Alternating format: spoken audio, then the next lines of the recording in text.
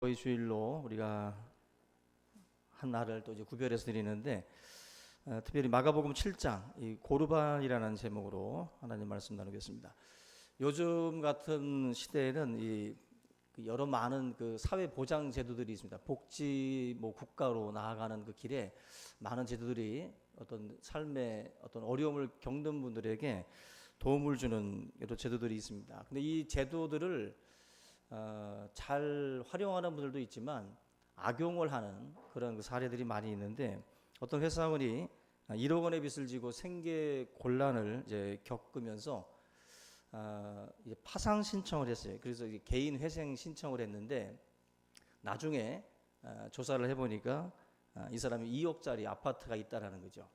빚 갚을 생각은 안 하고 자기 그 재산은 지키고, 그러면서 사회의 어떤 이런 그 제도들을 이용을 해서 이런 어떤 그 상황들을 빚을 탕감받으려고 하는 그런 그 시도들. 또 방글라데시의 어떤 한 여인도 우리나라에 들어와 가지고 이제 위장 결혼을 해서 허위 이혼을 하고, 그리고 허위로 또 자녀들을 마치 낳은 것처럼, 그래서 한부모 가정인 것처럼 그렇게 꾸며서 소급자 신청을 해서 이제 매달 돈을 받아내는 그러한 어떤 그 일들도 있었고, 그것으로 그친 게 아니라 외국에서 들어온 여인들에게 그러한 루트를 잘 알려줘가지고 그들도 그렇게 돈을 타먹을 수 있도록, 그리고 그 돈에서 얼마를 띄어서 자기가 또 받아먹는 그러한 형식으로 해서 참으로 많은 사람들로부터 이렇게 돈을 뜯어내다가 구속이 된 그런 사례도 있습니다.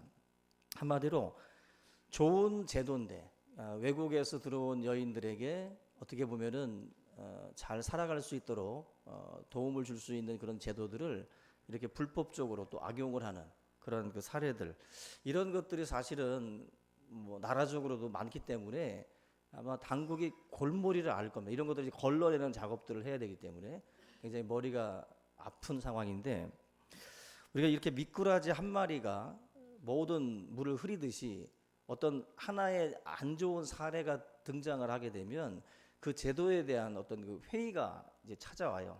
그러면서 부정적으로, 그리고 왜 우리 국민의 혈세를 이렇게 쓸데없이 낭비하느냐, 그러다가 그 혜택을 보던 많은 분들이 또 혜택을 받지 못하는 어떤 그러한 또 낭패를 보는 경우들도 있습니다. 한마디로 우리 주위에 이런 제도들을 악용하는 사례들이 많은데, 오늘 우리가 같이 읽은 이 본문, 이 마가복음 7장에 나와 있는 이 고르반이라고 하는 이 내용이 바로 그 당시에 그 제도를 악용을 했던 그런 그 사례를 예수님께서 이야기하고 있는 겁니다. 우리가 이 고르반이라고 번역이 되어 있는데 정확하게 발음하면 이제 코르반이에요. 코르반인데, 이 코르반이라고 하는 것은 구약의 이스라엘 백성들이 하나님께 예물을 드릴 때 그 예물을 코르반이라고 그랬어요. 그래서 구약 성경에서는 이 코르반을 예물이라고 번역을 해놨습니다. 레위기 1장과 민수기 7장 이런 데 나오는 예물이라고 하는 단어들이 바로 코르반을 의미해요. 코르반. 이것을 이제 예수님께서 말씀을 하고 있는데, 유대교에서는 이 코르반이라고 하는 것을 하나님께 헌물을 드리겠다라고 맹세하는 말이 돼요. 이 말이. 그러니까 코르반했다라는 말은 내가 하나님께 드리기로 맹세했다, 그런 뜻이에요. 사람들이 이런 형식으로 해서 하나님께 제물을 드리는, 그래서 누구도 이 예물에 대해서는 터치할 수 없고, 또 이 예물은 다른 것으로 또한 그 사용돼서는 안 된다. 오직 하나님께 드리기로 작정했기 때문에 이거는 하나님께만 드려져야 된다. 이게 바로 코르반이라고 하는 뜻이에요. 누구에게도 넘길 수 없다. 그래서 이 코르반이 어떻게 보면 처음의 의도는 좋은 의미예요. 내가 하나님께 작정하고 맹세했던 이 부분에 대해서 절대로 다른 용도로는 쓰지 않겠다. 정신적으로 굉장히 귀한 어떤 그 의미로 시작된 제도라고 볼 수가 있는데, 우리가 하나님께 드리는 것들 중에 11조도 있고 어떤 그 헌물들이 있는데, 이러한 것들에 대해서 하나님께로 드리기로 약속한 것들에 대해서 우리가 철저하게 무슨 일이 있어도 드려야 된다. 그것은 우리가 드려도 그만 안 드려도 그만이 아니라 하나님께 드려져야 되는 것들로 구별되어 있는 거예요. 그래서 이것은 우리가 터치할 수 있는 게 아니라 하나님께 드려지는 것으로 말씀을 하고 있습니다. 우리가 보면은 가만히 생각해 보면 아까워서 못 드리겠다. 도대체가 생활을 하면서 어려워서 못 하겠다. 내가 일단 급한 불부터 꺼야 되겠다라는 식으로 우리의 것이 아닌 하나님의 것에 대해서 우리가 터치할 때가 있어요. 그래서 말라기서에서도 우리가 하나님의 것을 도적질했다라고 말씀을 하면서 11조에 대한 얘기를 합니다. 신앙생활을 할 때 우리 성도들이 명심할 것 중에 하나가 하나님 앞에 우리가 드려져야 될 것들, 분명하게 구별되어져야 될 것들, 그리고 또 우리가 활용해야 될 것들이 있어요.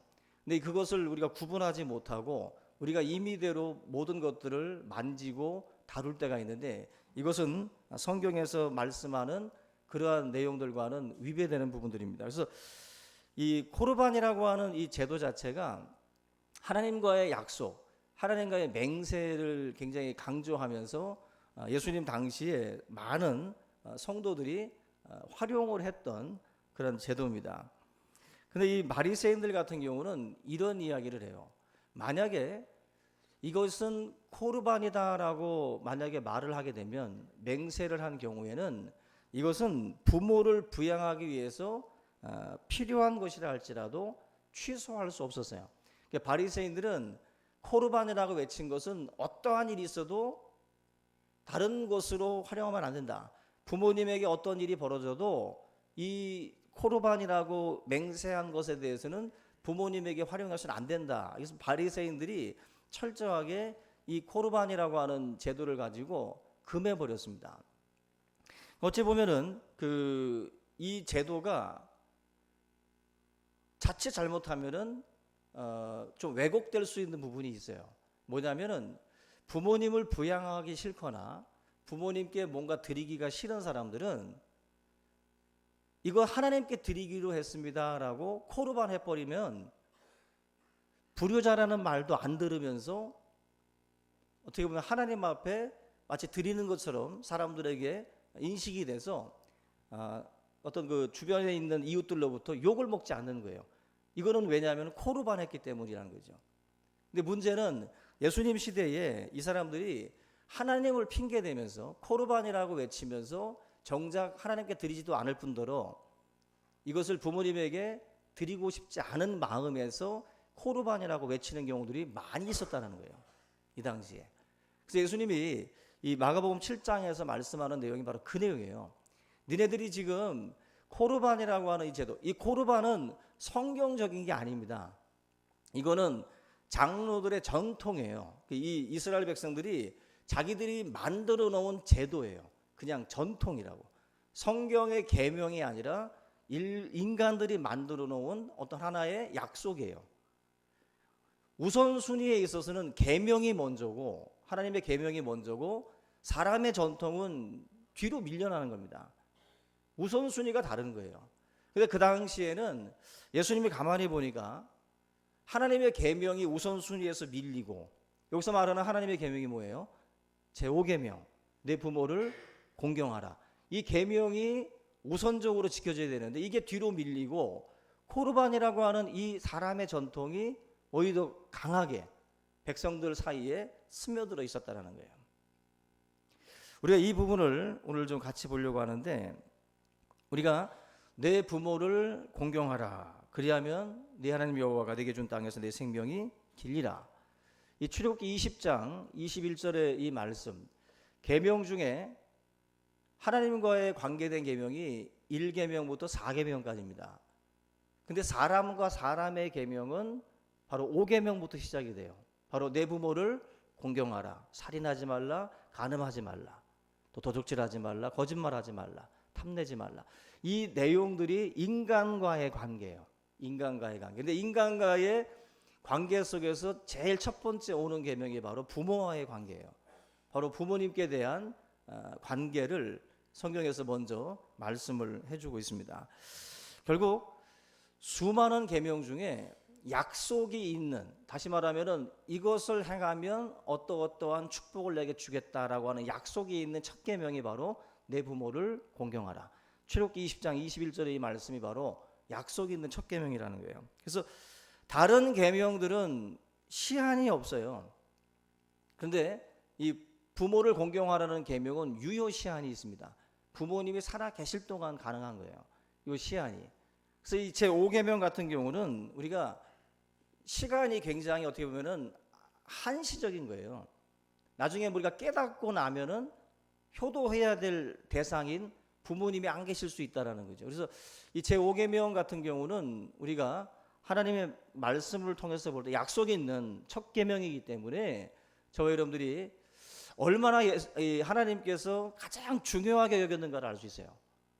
다른 계명보다도 이 계명을 가장 앞에다가 두셨고, 또 예수님이 십자가에서 죽으실 때 내 어머니다, 내 어머니를 부탁한다라고 요한에게 예수님께서 위임하는 것을 보면 이 부모에 대한 그 예수님의 그 마음도 우리가 십자가에서도 우리가 보여집니다. 그런 부분에서 우리가 이 부모님에 대한 이 공경이라고 하는 것 가운데도 먼저는 마음으로 부모님을 공경하라고 말씀을 많이 합니다.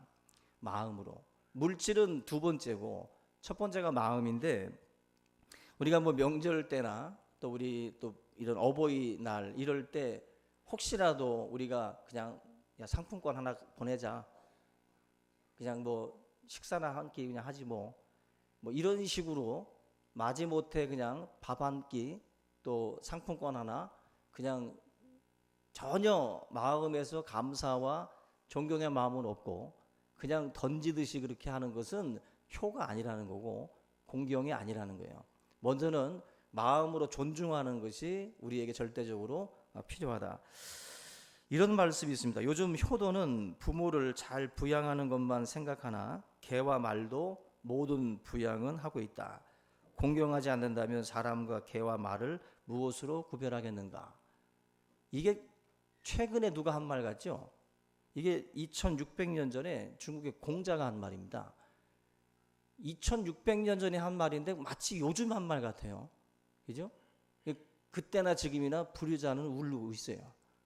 세월이 바뀌었어도 똑같은 어떤 행태로 지금 자녀들의 어떤 그 모습들이 있었다라는 거예요. 개와 말도 제 새끼, 제 부모 다 먹을 거 부양한다는 거예요. 그 정도 가지고 사람인 척하면 안 된다는 거죠.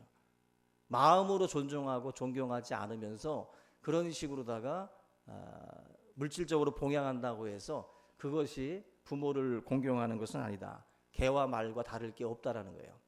그런 점에서 마치 이 공자가 하는 말은 지금 이 시대에 우리에게 그냥 던지는 말처럼 가깝게 들려집니다. 그 다음에 이제 필요한 게 이제 물질적으로 부모님을 공경하는 것인데, 우리가 이 유대인들 같은 경우는 10분의 1을 하나님 앞에 11조로 드리고 그 다음에 10분의 1이나 10분의 2를 부모님께 드렸어요. 그리고 10분의 7이나 8 가지고 본인들이 생활을 했습니다. 한마디로 우리가 이런 어떤 그 예수님 시대를 한번 놓고 보면 당시에 이 고르반이라고 하는 이 제도를 악용한 이유를 우리가 어느 정도 직감할 수가 있어요. 뭐냐면 하나님 앞에 먼저 11조는 드려야 되는데 이게 주변 눈치도 있고 안 드릴 수도 없고 이게 참 애매모하니까 어떤 드리게 돼요. 드리게 되는데 부모님께 10분의 1과 10분의 2를 드려야 되는데 이게 참 부담스럽다는 거예요. 왜냐하면 당시에 로마의 식민지였기 때문에 예수님 당시에 그 세금을 뺏어가는 게 있었거든요. 세금 포탈이 많다 보니까 많은 어떤 억압이 있는 거예요. 눌림이 있는 거예요. 살기가 빠듯한 겁니다. 그러다 보니까 다른 것들은 어떻게 못 건드리겠는 거예요. 근데 부모님이 제일 만만한 거죠.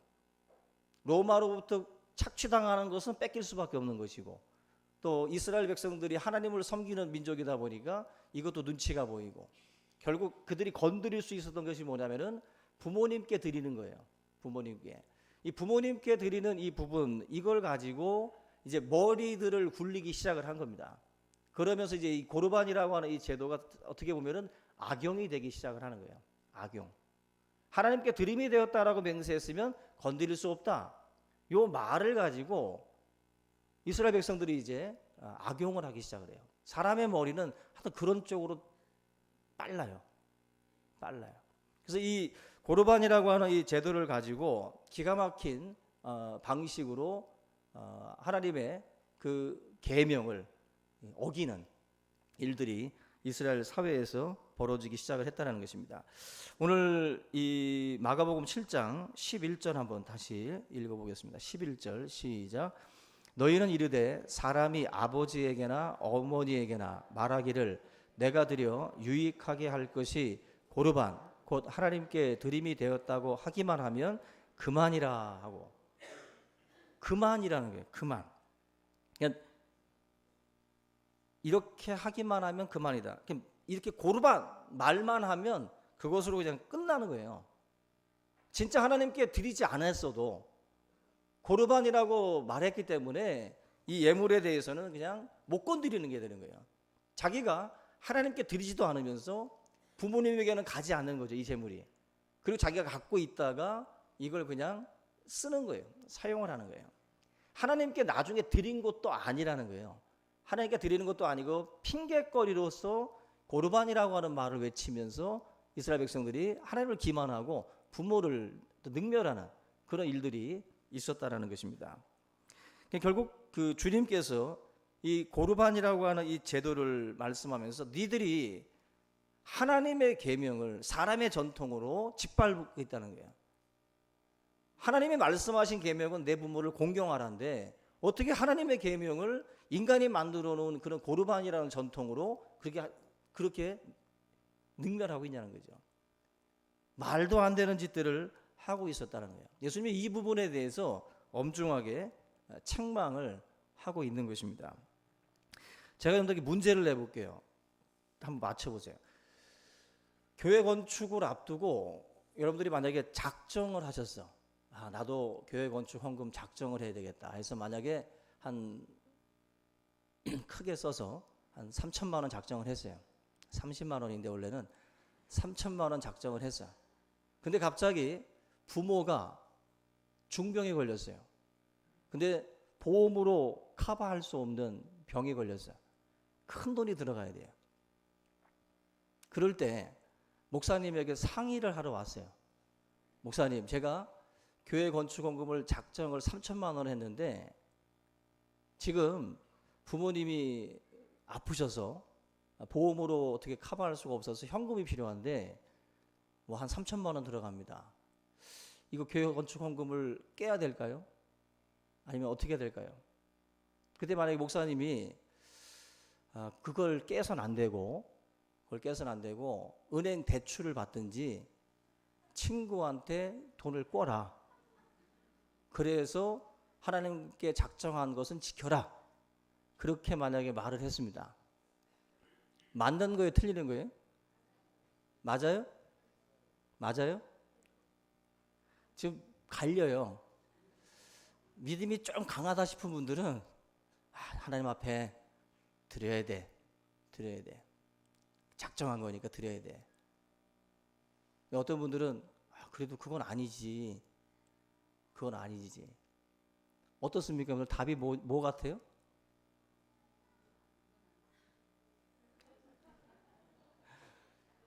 왠지 믿음 없는 것처럼 보일까 봐 지금 말을 크게 못하죠.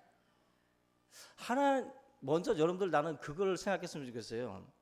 하나님의 마음, 하나님의 성품을 생각하셨으면 좋겠어요. 솔로몬이 다윗이 성전 건축을 지으려고 할 때 하나님은 굳고 말렸죠. 예? 네 때는 짓지 마라. 하나님의 마음이 어디에 있을지를 조금만 생각해 보면 그 답은 정해져 있어요. 답은. 마치 이게 고르반이라고 하는 것과 비슷한 거예요. 부모를 공경하라고 하는 것이 계명입니다. 계명이에요. 건축 헌금이라고 하는 것은 성경에 없어요. 그런 거는 그 작정하고 하는 거는 그거는 하나님 앞에 우리가 감동되는 대로 하는 것인데 부모를 지금 병 중에 있는데 그걸 은행 대출을 받고 그런 식으로 다 한다는 거는 그건 뭔가 신앙 자체가 제가 볼 때는 잘못되어 있는 거예요. 잘못되어 있는 거예요. 이 고르반이라고 하는 이 말씀을 여러분들이 오늘 본문을 같이 읽었잖아요. 읽으면서 예수님의 그 생각과 마음이 어디에 있는지를 느낌이 안 옵니까? 신앙생활이라고 하는 것은 예수님의 그 현장 속에 들어가 보면 예수님이 지금 이 사건을 처리할 때 주님이 가지고 있는 그 마음 속으로 우리가 이 사건 현장으로 들어가야 돼요. 들어가 보면 예수님의 마음을 우리가 읽을 수가 있어요. 읽을 수가 있다고. 근데 그걸 못 읽는 사람들이 있어요. 못 읽는 사람들이. 마치 헌혈을 받아야 사는 애를 믿음이랍시고 피를 수혈받지 않게 하는 여호와 증인의 그 어떤 잘못된 신앙처럼 그런 식으로다가 우리가 신앙생활 그것이 마치 믿음인 것처럼 그게 마치 대단한 신앙인 것처럼 생각을 많이 합니다. 죽어야 할 일 많아요. 그렇게 죽이지 말고 차라리 선교지로 보내서 죽이든지 하나님 앞에 헌신케 해서 주의 복음 전하다가 네 죽어라. 지금 피 받고. 왜 하나님의 마음을 못 읽어요? 우리가 그걸 읽지 못하고 엉뚱한 식으로다가 신앙을 그게 마치 대단한 신앙인 것처럼 그걸 깨지 않는 게 대단한 신앙인 것처럼 생각들을 하고 그렇게 신앙생활하는 분들이 있습니다. 어떻게 보면 믿음이 좋아 보이죠. 근데 그렇지 않은 경우들이 많아요. 가족 간에 불화하고 일가 친척 간에 불화하고 아주 좋지 않은 그냥 육신의 아버지, 육신의 부모에 대해서는 소홀히 하고 그냥 교회 일에만 정신없이 돌아다니는 사람들이 있어요. 제가 교회 담임 목사인데도 그 집안 돌아보지 않고 막 정신없이 다니는 아줌마들은 저도 싫어요. 그런 아줌마들은 우리 교회에서 없어야 돼. 부모, 자녀, 이런 남편, 이런 그 대상들을 전혀 돌아보지 않는 것은 그건 불신자보다 더 악한 자라고 그랬어요. 불신자보다. 이 예수님의 이 말씀, 이 고르반이라고 하는 이것을 우리가 그런 면에서 잘 우리가 좀 새겨서 우리의 것으로 삼을 수 있기를 주님의 이름으로 부탁을 드립니다. 요즘에 현대판 고르반이 참 많습니다. 부모를 공경해야 되는데 우리가 내세우는 고르반이 뭐예요? 저 같은 경우도 바쁘다는 핑계, 목회한다는 핑계로 부모님을 좀 아버님 혼자 계시지만 아버님께 대한 어떤 그런 그 불효가 있어요. 저도 지금 이 자리에 있는 제가 뭐 효자라서 그런 말하는 게 아니라 바쁘다는 것이 고르반이 돼가지고 그걸 내세우고 우리가 부모를 공경하는 것에 대해서 마치 핑계거리로 삼는 경우도 있어요. 어쩔 수 없다라는 거죠. 바쁘기 때문에. 이 현대판 고르반이에요. 저나 여러분들이 지금 많이 가지고 내세우는 그러한 고르반의 하나입니다. 하나님 앞에 책망받을 일들이라는 거예요. 부모님들이 우리들을 뭐 키우실 때 바쁘다고 우리를 내팽개쳐 놓습니까? 아니잖아요. 바빠도 챙기잖아요. 자녀들을. 이 고르반이라고 하는 것, 이 핑계거리로서의 바쁘다는 어떤 그런 그 핑계, 부모님께 뭐 스케줄 말하고 바쁘다고 그거 우리 사실 그거 하나님 앞에 또 책망받을 분명한 일들이에요. 두 번째는 바로 우리가 살면서 돈이 없습니다. 또 경제적으로 어렵습니다라고 하는 그 고르반. 내가 지금 먹고 살기도 힘들어서 돈이 없기 때문에 경제가 어렵기 때문에 어쩔 수 없이 안 된다라는 거죠. 그걸 고르반으로 삼아서 또 부모님께 제대로 하지 못하는 경우들도 있어요. 사실 이 모든 것들이 다 핑계죠. 핑계. 부모님들이 어려울 때 어렵다고 자녀들을 그냥 던져놓지 않잖아요. 어려워도 자신들이 굶더라도 자식들을 먼저 먹이지 않습니까? 항상 나는 뭐 이거 싫다. 난 닭다리 안 먹어. 진짜 안 드시는 줄 알고 냉큼냉큼 먹었던 게 우리들이에요. 근데 부모님들의 어떤 그러한 어떤 자기 중심이 아니라 자녀들에게 먼저 헌신했던 부분들을 생각해 보면 우리가 좀 없다라고 하는 그 말이 핑계가 될 수 없어요. 그것도. 세 번째가 자녀. 자녀를 고르반 삼아서 내밉니다. 아버지, 어머니 아시죠? 요즘에 애들 키우기 힘든 거. 학원 보내랴, 피아노 가르치랴, 수영 가르치랴, 태권도 가르치자, 영어학원도 가야 되고 뭐 수학도 배워야 되고 애가 머리가 나빠서 공부를 더 시켜야 되고 과외도 시켜야 되고 그러려면 돈이 많이 들어간다고. 그래서 어렵다고. 그래서 못한다고. 그것도 고르반이에요. 고르반. 자녀들을 가지고 핑계 삼고 돈이 없다고 핑계 삼고 바쁘다고 핑계 삼는 거 이게 다 고르반이에요. 그걸 내세우면 그렇게 앞에다 내세우면 뭔가 이렇게 다 무마될 것처럼 보이지만 하나님은 그게 아니라는 거예요. 예수님은 그게 아니라는 거예요. 약속이 있는 첫 계명, 하나님의 계명을 뒤로 미루고 인간의 전통을 앞에다 내세우고 사람의 형편과 사정을 앞에다 내세워서 부모를 향한 그 계명을 짓밟는 것은 하나님 앞에 범죄입니다. 하나님 앞에. 저는 여러분들이 오늘 이 말씀을 같이 보면서 우리가 회개해야 돼요. 사실 우리는 너무 많은 핑계거리를 찾고 있어요. 고르반은 우리의 생각인데 너무 많은 사람들이 이런 것들을 찾아서 부모님께 내세우면서 우리의 이 행동에 대해서 정당화시키려고 많이들 합니다. 그렇지 않다라는 거예요. 오늘 예수님이 따끔하게 책망하고 있는 내용들은 지금 현대를 살고 있는 우리들에게도 동일하다라고 생각이 됩니다. 우리의 삶에 고르반이라는 제도는 없지만 그러나 우리가 지금 고르반과 똑같이 사람들 앞에서 핑계거리를 삼는 것들이 너무 많아요. 이걸 하나님 앞에 오늘 이 시간 우리가 회개하고 정말 부끄럽지 않은 내 부모를 공경하라고 하는 이 5계명을 우리가 우리의 삶을 통해서 잘 실천함으로 또 하나님 앞에 또 인정받는 그런 그리스도의 제자들이 다 될 수 있기를 주님의 이름으로 축원합니다. 우리 이 시간 오늘 이 말씀 함께 붙들고 함께 통성으로 기도하는 시간 갖겠습니다. 같이 기도합니다. 사랑합니다.